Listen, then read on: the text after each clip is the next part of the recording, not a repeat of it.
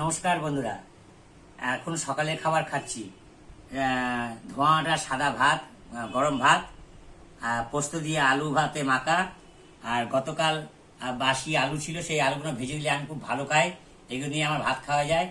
আর ডাল আছে, আমের টক আছে।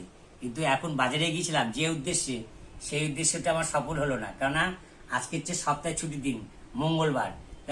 চালের দোকান বন্ধ, সেই জন্য চালটা আনা হয়নি। চাল আনতে গেছিলাম, কিন্তু চাল না আনলে কি হয়, তার ফাঁকে আমি ওই মাছের ডিম, তেল পটকা নিয়ে এসছি, এগুলো আর পাটের শাক নিয়ে এসছি, আর হচ্ছে আপনার ওই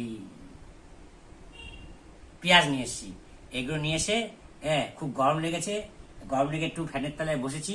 তারপরে বাবুর মা ভাত নিয়ে এসছে, ভাতটা সবকিছু রান্না করে নিয়ে এসছে, এখন দিল, এগুলো খাবো। যদি ভালো লাগে সাবস্ক্রাইব করে দেবেন।